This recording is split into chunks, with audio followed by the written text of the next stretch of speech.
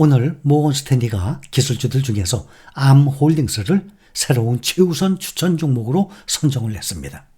이 회사가 성장하는 엣지 AI 시장에서 강력한 위치를 차지하고 있다라고 언급을 했습니다.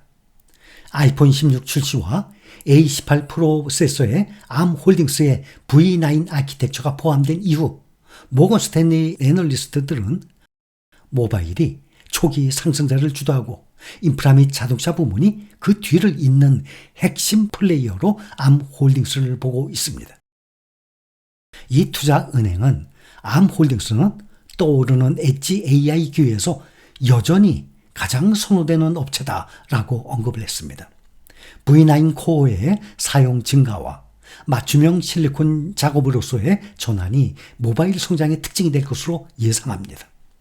모바일이 주요 촉매제가 될 것으로 예상을 하고 2024 회계 연도부터 2027년 회계 연도까지 35%의 연평균 성장률이 예상이 됩니다.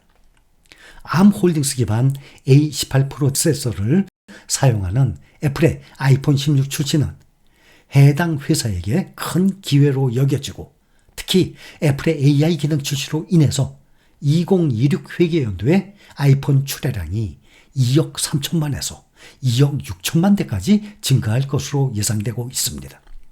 모건 스탠리는 2027 회계연도에 주당 순이익 추정치를 기존보다 약간 낮춘 3.63달러로 조정을 했지만 암홀딩스의 CPU 지배력과 엣지 AI 개발에서 중요한 역할을 고려해서 동종 업체들보다 높은 평가를 받으면서 목표 주가 175달러를 유지했습니다. 암홀딩스가 오늘 10.3%나 폭등을 했습니다. 140.32달러까지 올라왔는데 앞으로 목표 주가 175달러까지 약 25% 상승 여력이 남아있는 것입니다. 암홀딩스는 올해 들어서 현재까지 104% 상승을 하면서 엔비디아 다음으로 TSMC와 브로드컴보다도 더 많이 올라간 상승률이 높은 상태입니다.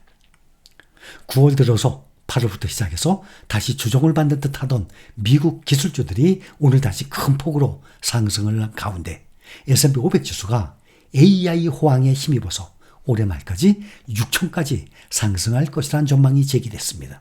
이는 오늘 S&P 500 지수 종가가 5,554 대비 8%가량 더 오른다는 것입니다. 최근 투자자들의 가장 큰 걱정거리 중에 하나가 지난해에 이어서 올 들어 증시 랠리를 주도해왔던 기술 섹터, 특히 AI 수혜주들이 앞으로 더 올라갈 여력이 있느냐라는 것입니다.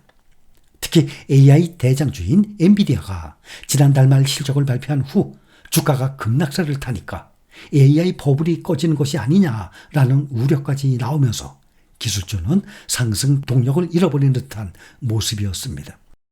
특히 반도체 관련주들은 큰 폭으로 하락을 했었습니다.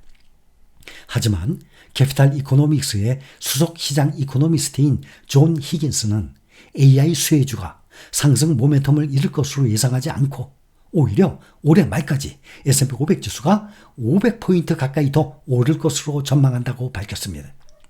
미국 증시 랠리를 주도했던 반도체주는 지난 7월 중순에 고점을 기록한 뒤 전반적으로 하락을 한 상태입니다.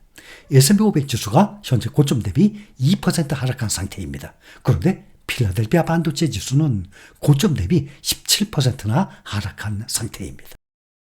갑자기 이런 문구 생각납니다. 아픈 만큼 성숙해진다.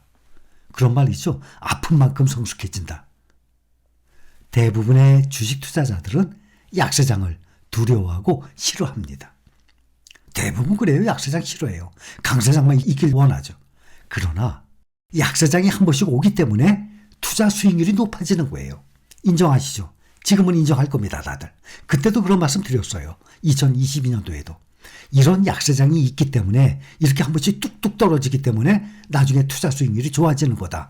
그러나 어떤 말을 하든 간에 떨어질 때는 귀에 안 들어와요.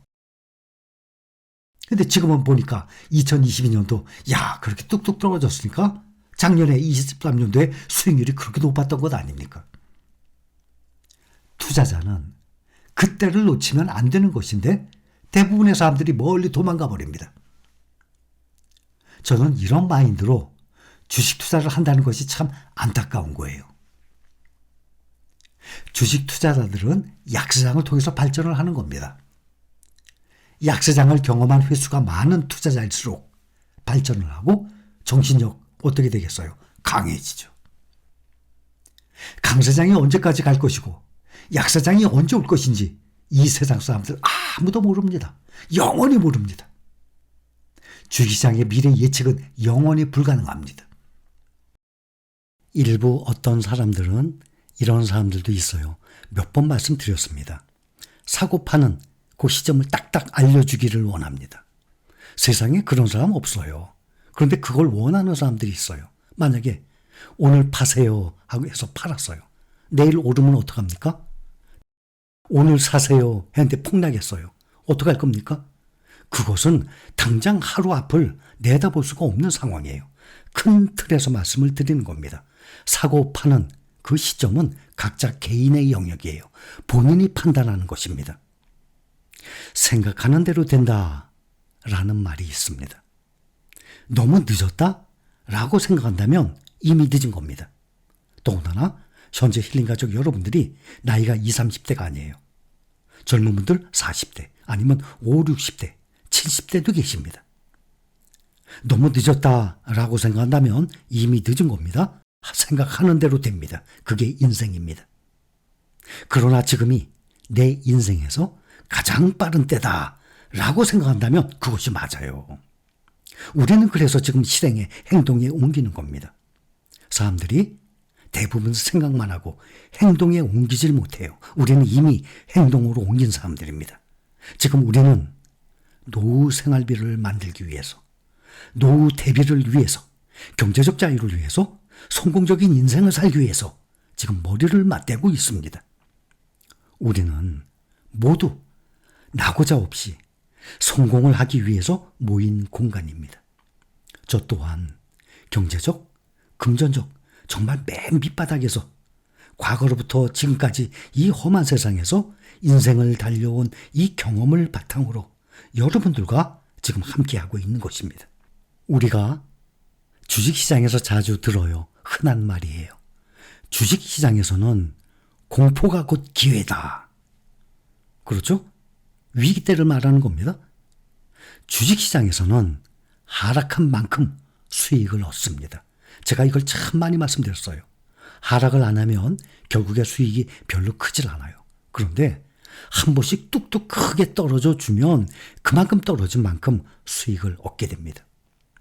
위험이, 리스크가 클수록 잠재적인 수익도 크다는 것을 이제는 우리 대부분 다 알고 있습니다.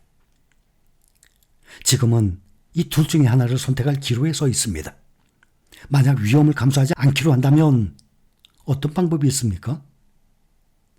고수익을 기대하고 변동성이 심한 주식시장에 주식 투자를 합니다. 우리는. 그 투자를 하지 않을 경우 그 여러분들은 그 투자할 돈을 어떻게 됩니까? 은행에 넣어둡니다. 잠자게 둡니다. 우리는 그것을 이미 다 알고 있기 때문에 주식시장에서 우리는 성공하기 위해서 하루하루 열심히 살아나가고 있습니다.